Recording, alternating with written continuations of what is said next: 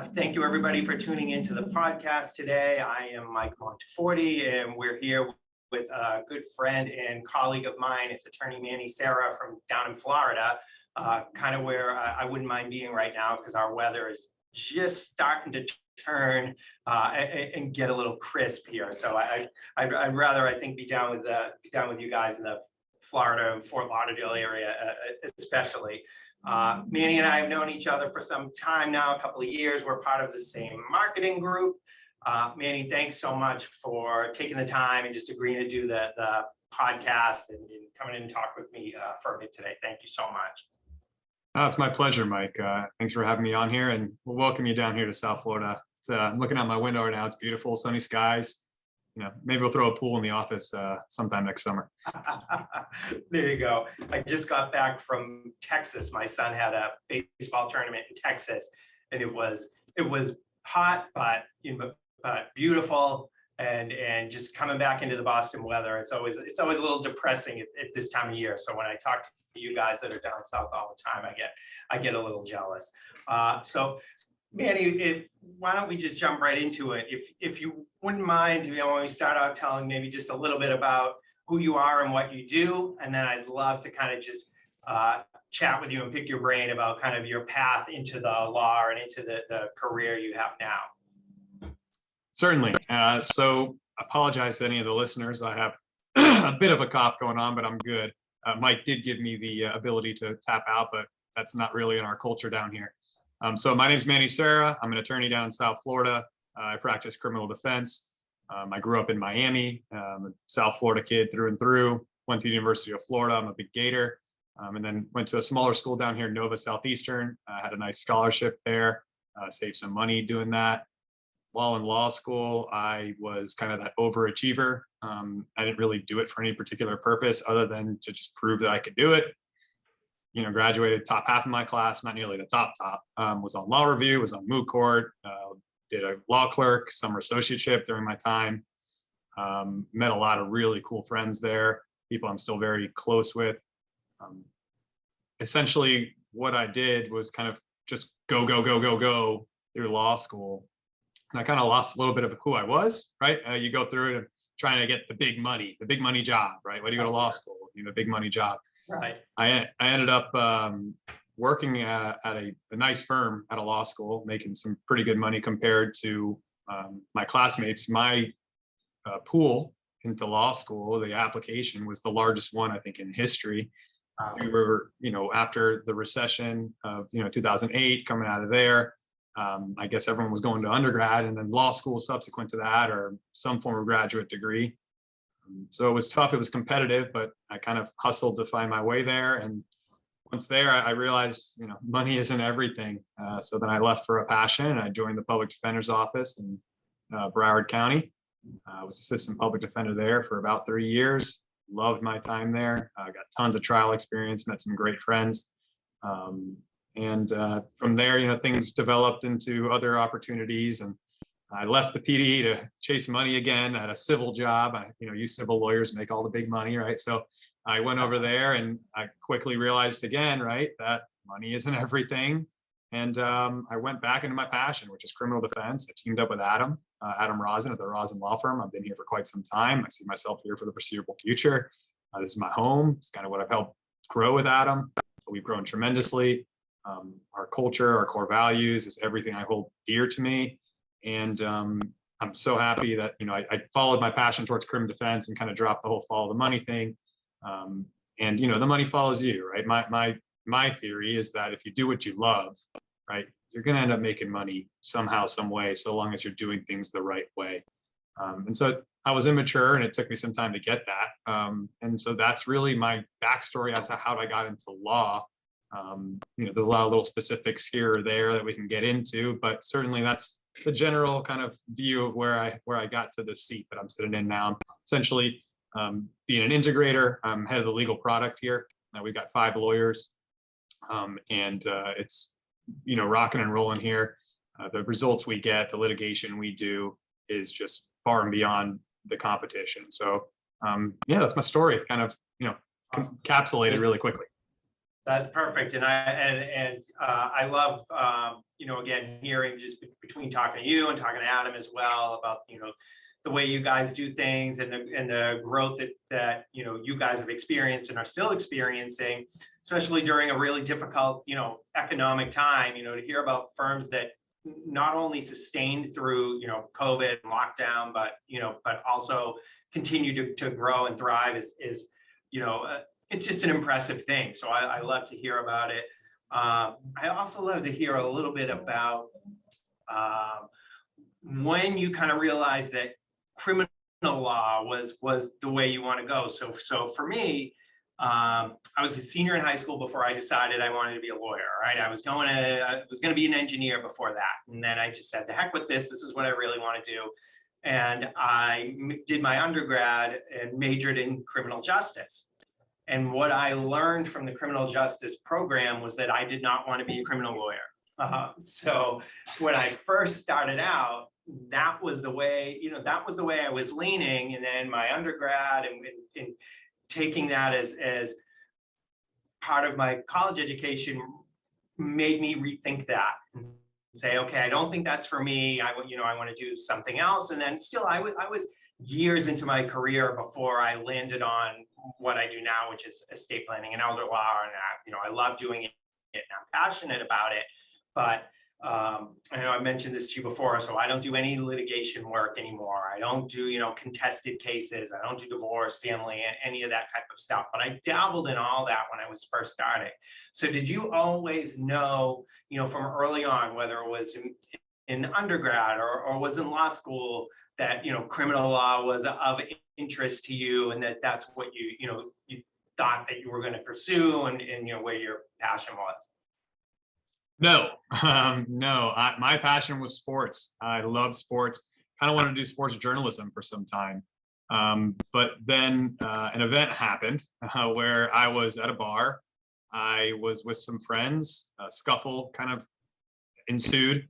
One of my really good friends was kind of being mistreated by a police officer. I went outside calmly, actually, even though I had been consuming a few beverages, and was like, what the is going on out here? What's going on? Something changed, something flipped. And I just fought the law. I contested what was going on. It wasn't right. It resulted, unfortunately, in me actually being arrested for a trespassing charge. Okay. And so when that happened, I was young. I was an undergrad. I was not sure if I wanted to go to law. Everyone said you should go to law school. I had already interned with a few attorneys actually during the summers. Everyone said, "Oh, you're a great litigant, or you'd be fantastic." I did like Model UN in high school and stuff. And after that, to be quite honest, and it was just a totally baseless arrest. We obviously beat it in court. Yeah. But for me, it was one of those things where, and I come from a family of law enforcement. So it was a shock to my parents. I still, I'm not proud of the incident, but certainly it's one of the things where if someone has the power, I thought my whole life was burning down, right? That all dreams and aspirations, my parents are crying, that there was a whole bunch of, shame maybe put throughout, my name, whatever it may be. But to me, I look back on it and I'm so happy that it happened because our experiences really shape who we are. And it really, truly was my passion, because every time I would see, a video of maybe a police officer being a little too rough or kind of, the allegations, and even in today's day and age, this predated all the Black Lives Matter movement and everything like that. But when you see some of that stuff now, I'm happy kind of the world is kind of getting a peek behind some of the power that officers have. And I just want to make sure someone's there to police the police. That's it. And that's what I come in every day, early in the morning and leave late in the afternoon. And my job is just to police the police and make sure that everyone's rights are protected. And it's something that I've been drawn to clearly, right? And when I left was doing foreclosure defense at some time, a little bit of personal injury stuff, some homeowners claims, and it just didn't fulfill me whatsoever. And so I love when I can change people's lives. Our firm slogan is, "We're here for you when bad things happen to good people, so we can then help you achieve your best future." And that's really what it's all about. And I have no problem talking to anyone and opening up to them about my experiences to hope maybe motivate them or kind of give them that light at the end of the tunnel that they'll be able to see.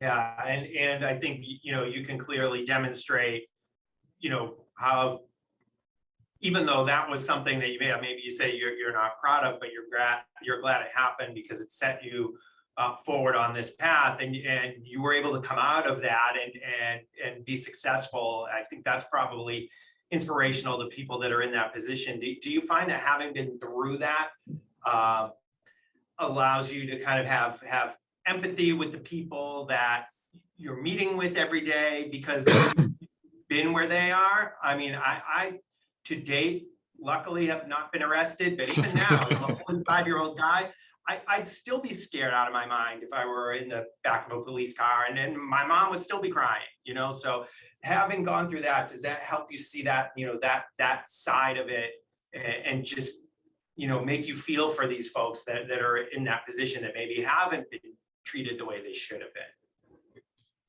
Mike, I don't really play that card much, even in like consults or strategy sessions, just because it's not really my style. It's more when I talk to clients when they're trying to decide kind of what to do with their case, if they're risk averse or they're really, risk on. And they're kind of deciding, I'm not sure, it's really not fun to be in that cell or this or that, and I only spent 14 hours, in the cell, but to me, it felt like an eternity. But, that's the kind of thing where I go, listen, let me tell you a little bit of a story. And just so that they understand that I know at least somewhat where they're coming from. Empathy is a word that is used far too often without proper application. People think sympathy is empathy. People try to one-up people when using empathy. People try to have their own therapy session when they're trying to show empathy towards others. And it's really, I'm happy you brought that word up, because that's something that, even when we're doing interviews, when we're interviewing people, we want to see really if they can demonstrate or even understand what empathy means. Right.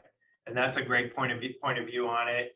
A lot of the attorneys that I talk to have had some sort of triggering event that either pushed them to the law in the first place or towards their particular, field. I bounced around. I did a lot of real estate work, a lot of business work. I never really loved it. And then when my grandfather got sick and I was trying to figure out how to help them, that's what led me to, practicing in elder law and estate planning, and realizing that I could have a great impact on people's lives that were going through what my family was going through. And having been through it myself, in some ways, it helps me relate to people that are going through it. It helps them relate to me. And at the same time, and I want to ask you about this too, when you're dealing with these cases day in and day out, people ask me, well, do you lose some of that because you can almost get burnt out on it, hearing the same types of cases and the same stories and the same, issues that people are going through now. For me, because I've been through it, it keeps me it keeps me in that space where it's relatable to me and avoids my having, again, this type of thing again, or this type of thing again, because I remember back when I was dealing with it, how I felt. So do you find that just, again, having gone through this yourself, and again, 14 hours in a cell and feeling like, like an eternity, does that help you to kind of keep it fresh every time? Or is it something, because of the variety of cases that you see, that it's just always different, so it's always new and interesting? Yeah, I think it's just totally in my past. I don't even really think about it anymore. It's just a fire that's been stoked that has never gone out, and I don't foresee it going out. You hear about burnout. The burnout that I have more is with the opposing side, whether it's, the state attorney or the judges or the court system. Sometimes their inability to change or adapt is something that is very frustrating, where I, want to bang my head against the wall and just kind of say, all right, well, I guess I got to play their game. But when it comes to actual, motion practice, meaning if someone's rights have been violated, right? The Constitution I hold very dear and true to my heart. Speaking of Boston, I was, basically raised on the Freedom Trail. So I would go up there a ton with my family. My aunt was a flight attendant for American, so we would visit her a ton. when I was younger, and almost every summer was spent in Boston. Cool. And I kind of grew very fond of the American Revolution. I think it's just a fascinating story of history that I think we all forget. And so that's the bit of kind of the nerd in me that, yeah, maybe my past experiences are something that I grab upon from time to time, but that's so much in the past for me. I actually just believe very strongly in the right of someone who's been accused to have a proper defense. And I don't think people should be, damned to hell for committing, a DUI, right? For instance, right? A DUI is a mistake crime. You're not going out trying to hurt someone, rob someone, scheme some form of white collar crime to just completely, take advantage of others. I'm not minimalizing DUI, right? I don't mean that in any, sense or fashion. I'm just saying that they're mistake crimes. All of us in our life have maybe done something wrong that we haven't been caught on. So anyone who tries to act like they're above the law or acts like they've never done anything wrong and want to just cast blame and doubt and damnation onto others, I think they're hypocrites. And I don't really think fondly of those people. So I have no problem standing up to them, whether it's in court, out of court, motion practice, depositions. I just really strongly believe in a defense. Do you think that some of the folks on the other side of things, prosecutors and that sort of thing, do you find that, because again, okay, this is just another case in a pile of 1,000 cases that they have, that whether it's burnout or whether, it's a matter of, well, this is just the way I do things, as opposed to wanting to try anything different or even hear what you have to say or what your client has to say? Do you find kind of on the other side of things, prosecution side, or even with the courts and judges, that there's this, things are repetitive and they're hearing this stuff day in and day out. So when you think you've got something different to say, maybe they don't want to hear it. Does that happen to you in your practice? A lot. I mean, it happens all the time. Luckily, at least I think, right? I've been told, but sometimes you have those smiling faces with hidden agendas, to quote Pat Riley when discussing LeBron James at one point.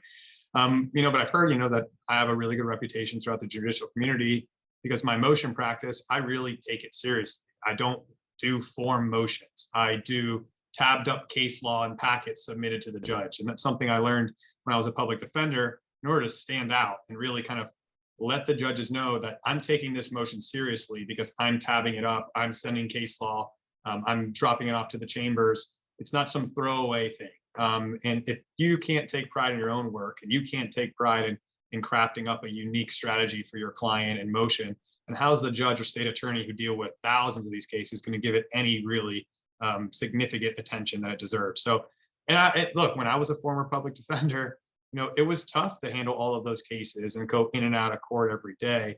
But it's kind of one of those things where if your practice, right, or this can apply to anything.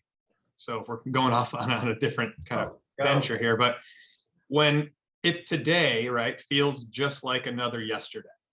So if today feels like another yesterday and you're just trudging along and it doesn't seem, and you're not happy, right, and something's not going the way you want it, you've got to disconnect the dots. You've got to remove the train track that got you there and then set it up differently so you can have that new tomorrow. And I firmly believe in that. That's everything, right? If you look back in your life when you were the most successful, lawyer, father, husband, boyfriend, whatever you were at that time in your life, basketball player. If you were following a really good regimen, waking up on time, going to sleep on time, going to the gym, eating properly, right? Those are things that start making your bed, right? There's science that if you make your bed in the morning, that's already a small win. If you're hitting that snooze button, if you're eating junk food, those are small losses throughout your day. It's a loss, not a win. You had a choice, right? To be healthier, be better, be more prompt, spend more attention on cases, and you choose the alternative, which is the easy way out. That's a loss. And if you start looking back and counting up those losses on your day and you start changing things up, you start waking up a bit earlier, right? Start eating a little bit healthier. That's going to, when you're disconnecting those dots and you put them back together, that's going to lead to a better tomorrow. So I think the whole court system, right? And when you're in it and you feel as though you're just kind of a cog in a machine, if you kind of take a step back and maybe change the way some things are going, even just on your own, it may be a drop in the bucket, but at least you're proud and you're happy and you're at least striving towards kind of a better future, either for yourself, the system, your client, whatever it is. And so that's the best, because your question was, met with, yeah, my answer was, yeah, sometimes they don't pay attention, they don't listen. So you've got to do something different to really make yourself heard in court. And I love that. And one of the things we talk about in my office every day, we never stop going over it, is how are we different? How are we different from other lawyers? How are we different from, other estate planning or elder law firms? And then if other firms start to get more in line with what we do and how we do it, over time, then I say, well, how can we differentiate ourselves again? We're always striving to do is to be different and kind of start each day anew like that, and say, what can we do differently today to stand out and make sure that we're providing the best service, because like you said, if today's just another yesterday, what good is that? So I love your take on it. Just from a logistical standpoint, are you guys in Florida, are you going in on motions, or is this stuff still happening over Zoom? What's that like for you guys right now? Most of court can be done either way. Jury trials are only in person. The motions themselves, we found on Zoom, we weren't getting that. We didn't think we got a fair shake. I don't think that it hits the same. Judges were saying that they were able to see the video clearly when I'm sitting here watching this pixelated moving video. And, so we kind of made the decision throughout the pandemic that we are going to, it's more work for us, right? To ask for continuances, to go on into court. We didn't hit the easy button. And we saw guys, unfortunately, in our field pleading clients out and kind of moving cases along just because I'm sure they got tired of the calls or seeing the file on the desk and just wanted to move it. But we fight against that. That's not what we do. But now most of court is done, substantive court is done in person. Little hearings and statuses you can do on Zoom. Okay. I like that you made the choice about what to do. Now, even the small stuff now that can happen on Zoom, if you want to do it, is that something you think that's going to go away as COVID goes away, or is it something that you think is going to stick around, at least where you guys are? I don't know. I hope that we have some form of progress in terms of seeing how much time, energy, expense is saved doing Zoom. But I really don't know it. If it makes sense, there's somehow a way it never happens. So, like for in kind of the midst of lockdown and things here, I was sworn into the bar in the state of New Hampshire, but they did a Zoom swearing. So, and this wasn't for new attorneys, kids just out of school. These were all experienced lawyers that filed a motion to be admitted. So they were all admitted someplace else already, and because of COVID, the courthouse wasn't open, so they did everything by Zoom. We were sworn in by Zoom. And for me at the time, it was the greatest thing ever, because I didn't have to spend 2 hours driving to the capital of New Hampshire, an hour and a half there at the court, and in 2 hours back. I was able to do the whole thing in an hour and then get back to my day and helping clients. So it's one of those things that I kind of hope they keep it. Even once, COVID is a thing of the past, but I don't know, like you said, if it makes sense, it doesn't always happen. And, I think that, they may end up switching it back the other way. And it was funny, the clerk kept apologizing, saying, I really wish that you all were here and you could see the courtroom and the fireplace. And I'm thinking to myself, I'm perfect just where I am, and getting, 3 hours of my day back. So I guess it just remains to be seen where that stuff's going to go. I promise not to keep you too much longer, but I want to talk about real quick something really important. So you brought up, more important than the legal stuff, you brought up sports, and that was a priority in your life for a long time. You mentioned LeBron James. I can see the Kobe book behind you. So was basketball your thing? Is that the sport that you played? Yeah, so I played a lot of basketball when I was younger. I was good, but I was never, physically talented enough, or didn't have a good enough, let's say, jump shot. Let's put my jump shot was a little broke, but I was able to, really play well fundamentally. I wouldn't turn the ball over. I enjoyed playing basketball a lot. I played volleyball as well, which is kind of what I turned to when our school started recruited some really big time basketball players, pushed me to the end of the bench. And so I kind of turned to volleyball, and, that was a really fun sport for me. And then at the University of Florida, just playing on the rec leagues with the fraternity and things like that was always fun. Sports to me are the best. I think you learn so many life lessons through sports.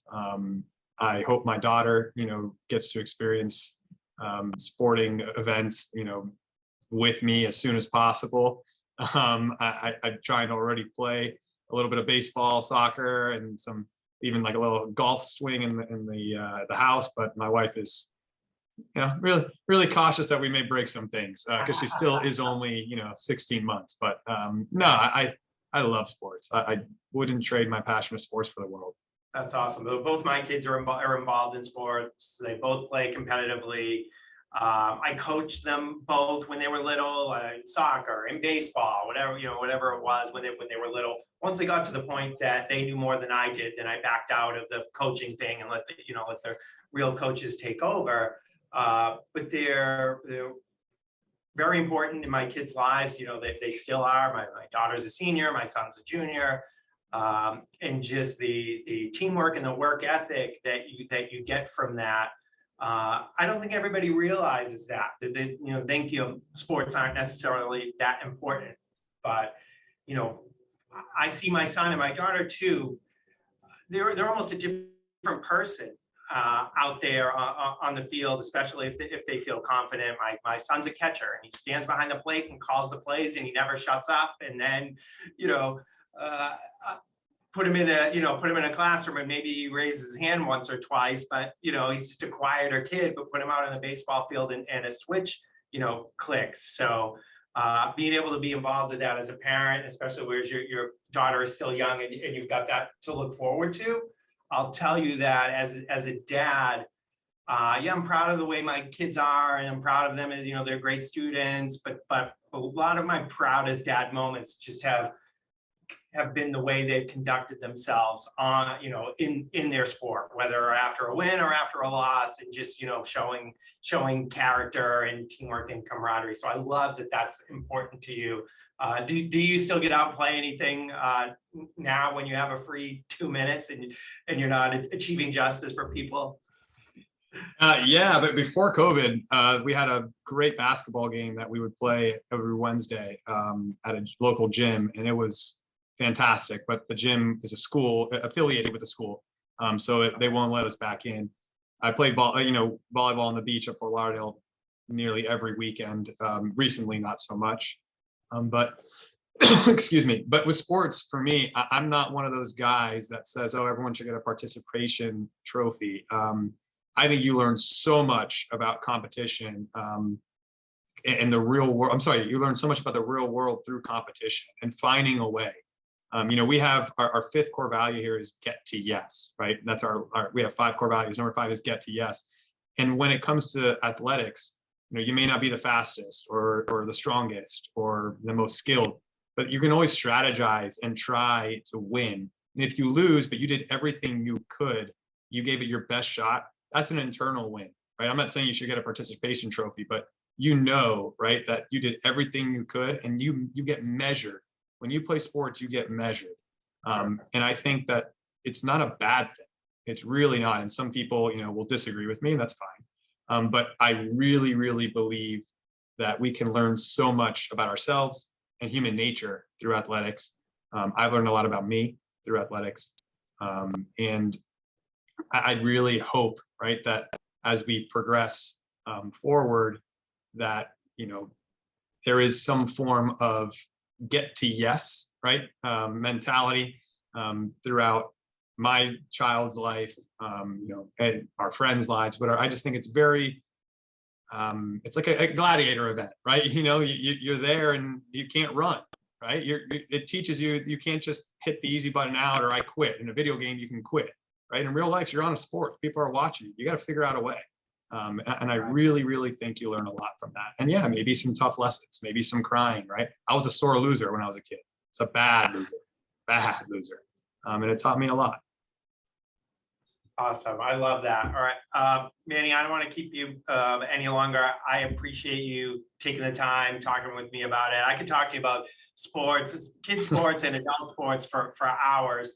But I know you have work to do. So I just want to again say thanks so much for doing the podcast with me today. I appreciate it. This was fantastic. Just thank you again for taking the time to talk. Oh no, Mike, it's my pleasure. And I do want to just say one quick thing too, to anyone who's obviously listening. There is a lot of opportunity in the world. And when you achieve your successes or do whatever you do in life, look backwards and make sure you thank those who got you there. We talked earlier today and you mentioned your mother.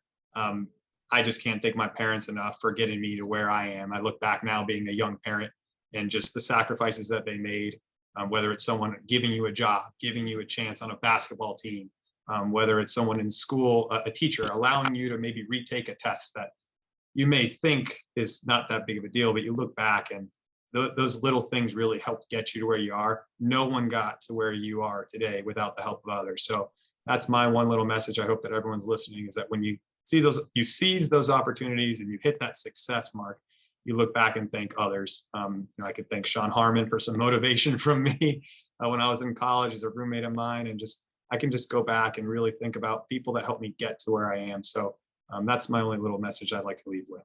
I love that. I love that. None of us does it alone. It's always because we've had a little bit of help, or someone took a chance on us, or maybe showed us a little sympathy and gave a second chance when we needed it. So that's a fantastic way to end things. It's great advice. So Manny, thank you again so much. This was awesome. I appreciate it. Mike, my pleasure. Have a good one. All right, my friend. Thank you.